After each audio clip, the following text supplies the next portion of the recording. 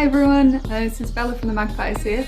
So we're on week 3 of Global Music Match, and this week we've been getting to know Estonian folktronic band OOPUS. So we've been interviewing Johannes and Mari from OOPUS this weekend, and we've been learning, among other things, how to correctly pronounce their band's name. Pretty sure it's not how I just said it. We've been learning about Estonian folk music and what that's got in common with electronica, and how they mix audio and visual for their live stage performance. So I think you're really going to love these guys. So I'm going to hand over to Holly and Polly and my past self whilst we interview OOPUS. Bye. Okay, so it's so lovely to be chatting to you guys. We've been absolutely loving your music. It is so cool, so unusual, and we are really enjoying listening to it. So we kind of wanted to start things off by asking you to maybe tell us a little bit about who you are, and if you could describe your music to us. Yeah, let's make it really short. Well, I represent electronic music. And I'm trained in Estonian traditional music. And how we describe our music that we create together, we've thought of like different kind of phrase or catchwords that would, suit best. So we were thinking folk on acid. Yeah, and we didn't come up on our own for this because actually, phrase or quote. Yeah. Because actually this acid is also, it's a genre of music, and there are specific synths that are being used in the genre of music, and we also have those synths. So basically, it kind of goes together, or the future of folk. Yeah, but folktronica in general. Yep. Cool. Folktronica. Awesome. Nice. Could you tell us how you guys met? Time it was, I think, year 2016. I went to study sound engineering in Viljandi Culture Academy, which is in Estonia, it's the mecca or the center of folk or traditional music where it's taught. So I was very much, I love folk and traditional music, but at the same time, I'm very much into cables and, recording. And I also found out that electronic music is really something that I've been, the passion is there, but I don't have the skill set yet. So I started to learn, and I made some few calls around the school that, hey guys, like who's out there? Let's meet and jam. Mm-hmm. So I had few jams with the others, and then I met Mari. She was also like let's do some cool stuff and let's make people dance, and that's what we are after. And then we both found that we've been missing this idea for a long time because we were alone, but now we can really push it as a team. Mm-hmm. So we started to develop it in 2016. Yep. And my story is that I've been kind of into folk music my whole life, and also electronic music and also electronic music. And I was thinking that actually folk music and electronic music have so many similarities. Like when you think of old dance tunes, for instance, then they're like really repetitive, and there is like, the player varies the tune a bit, playing through that tune, and it lasts several minutes for in order to keep the people on the dance floor. Mm-hmm. And also the same approach kind of goes together with the electronic music as well, especially electronic dance music. Yeah. So it kind of seemed really logical to put those two worlds together. Yeah, for sure. I mean, it's all dance music, isn't it? Just dance music from different centuries, I suppose. Yeah. Your show is insane, and you've got a really cool, awesome visual element as well. You've got all these amazing visuals and light show and stuff. So was the visual element of the show something that you kind of developed alongside the music, or did you decide to do that later, or has it always been a really kind of integral part of the live experience? Well, the idea was there from the beginning, but we had no idea how to actually do it, because we were thinking that we don't have the skill set on our own. Yeah. And of course, when you're playing your instrument, you don't have enough hands to actually do it yourself. So we were thinking that it's so important part actually in the shows that a lot of musicians don't realize. Yeah, and as we've been also both giving concerts without like previous life and well, you can always see like if there's a good band and if they don't have their light engineer, it can be it can work against them or with them. Yeah, and if you don't know what to say to the light engineer and stuff, blah blah blah. And we were like, okay, and also we don't have enough funds, to pay somebody to come every time. So to make it cheap, you must have one in your band, On our road. Yeah. Of becoming who we are, we met Alexander, who is now a full member of the band, and we are on the stage or on the dance floor, the three of us together. So it's well, for a lot of people it's kind of weird to think that a light engineer or light artist is also a full member of the band, but this is how we roll. For sure, yeah. And does he program the lights as you go, like live? Yeah. Cool. Oh, so he's kind of improvising with light. That's awesome. Yeah, there is always discussion how much to prepare, how much is there for the improvisation. But as a musicians, I think you both all there agree that actually the improvisation is always on the stage, because you're performing the same tune all over, and I could ask, like, isn't that boring? Have you felt any, oh damn, it's boring, same thing every time? Yeah, it's all the nuances and stuff that can happen, on site, because it's site specific. Even if you go with the same plan to the different place, it's gonna be different. Can you tell us a bit more about Estonian traditional music, how the history of Estonia has impacted those traditions? I will cover the my part quickly, and then Mari can have some more. But there is no, let's say, rhythm section in Estonian traditional music. There are some kind of instruments, but there is no drum. There is no like percussion. There is no percussion. So in that sense, we are more into lyrics and more storytelling. So the new thing, what we are combining at the moment, is electronic and rhythm section, which is not originally from Estonia. Yeah, like this part isn't really covered in when it comes to traditional instruments, because we have a lot of like traditional melody instruments, like Estonia, like bagpipe or Estonian 6-string zither, or talharpa, for instance, or choose harp. But not the percussive instruments per se.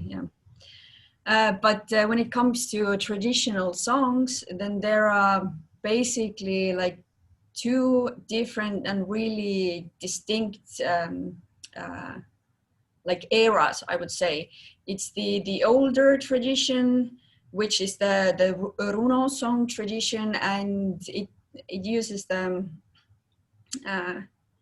it's called in English, I don't know the specific word, allgrim, where the beginnings of the words in a sentence, they use the same vocals, or the beginnings of the words,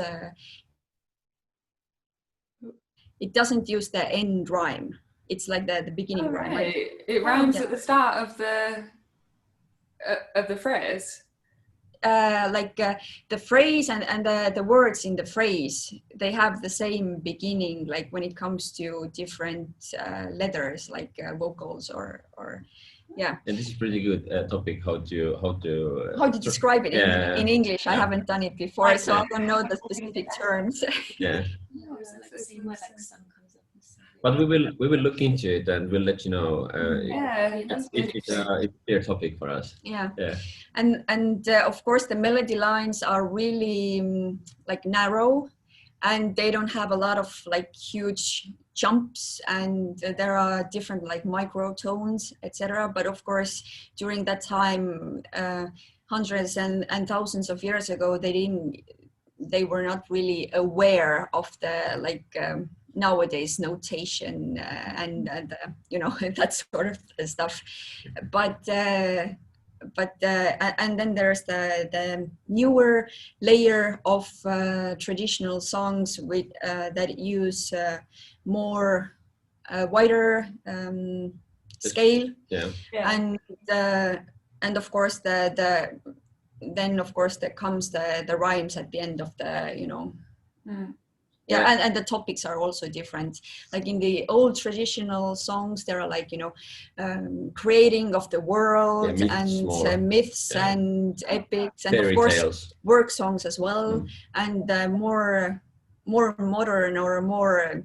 It's about love. Yeah, more about love and, you know, that sort of stuff. Yeah. Oh, that's so interesting. Interesting. And so you kind of touched briefly on the Soviet rule. Did that have an impact on traditional music then?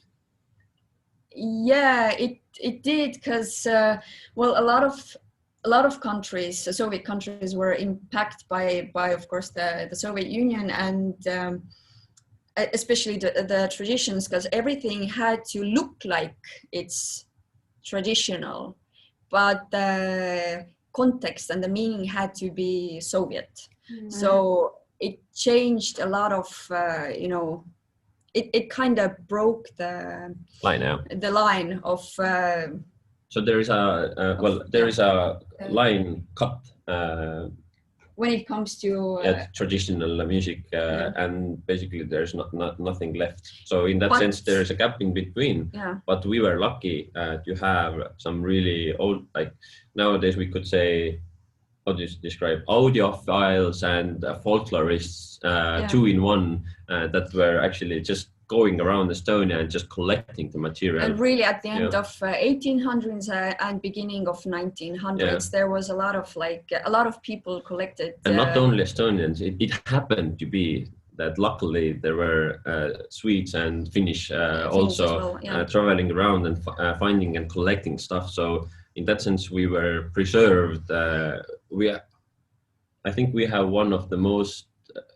best, like well preserved archives of traditional music, and of course the like it was, you know, cut basically during the Soviet times, and then rediscovered, or it re-emerged, and people started to dig into archives more when the Soviet Union collapsed, and of course the Viljandi Culture Academy started to teach traditional music in the beginning of 90s. Yeah. That's really interesting. So it's like basically a second wave of traditional music in Estonia. In a way, do you think people were more sort of the revival was kind of a result of that union? Do you think there was more enthusiasm and more of a kind of like hunger for traditional music than? For sure, because people wanted to be, you know, wanted to say that, okay, I don't only have the Soviet heritage, but, you know, we are Estonian, this is us. So and then you start digging. And finding really, you know, nuggets of gold. So I think that the Magpies music followers would be interested to see some Estonian instruments, if you have any. Yeah, bring it. Yay, bring the pipe. Yeah, and also a zither that Mari made with her own hands. Oh my goodness! Yeah, but the thing is with the overtone flute, with the bagpipe, is that we can't play through Zoom because it cuts the higher frequencies. Oh, shame. For a brief second, you will hear it, and then it cuts down. I'm not sure whether it's in tune right now, but bear with me.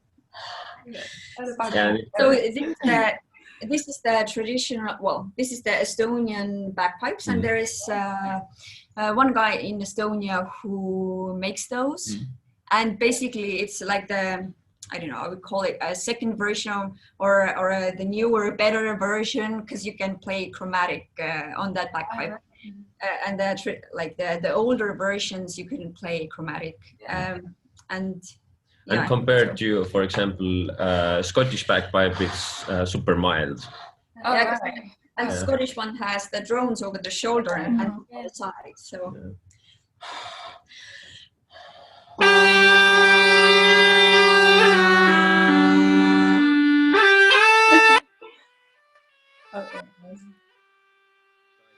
I think it already cut already. We got a bit of that. We got a bit of that. That was awesome. That's really Wow.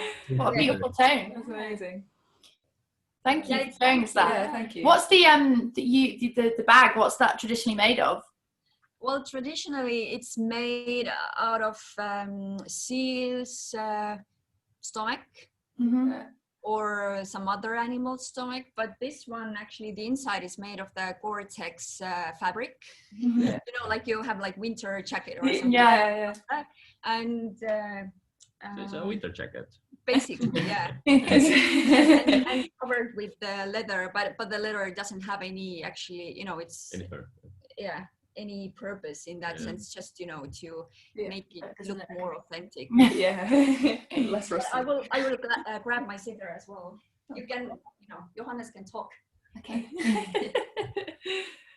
So in British Isles, they're made of, is it sheep's? Yeah, So- sheep's skin, Or sheep's bits, stomach, yeah. I think they still are, but I imagine there's probably synthetic versions as well. This is original, typical Estonian 6-string zither. Wow. But it has 7 strings. Breaking them So all. one top or no, one bass Like extra. the bass Yeah. extra, yeah. Can you give us a little demonstration? Yeah. One string at a time. Oh, wow. Oh, that's so cool. Wow, that's beautiful. So nice. How's it tuned then? At the moment, it's tuned for one song that we play. It's not really a traditional, typical tuning that's been used. Yeah.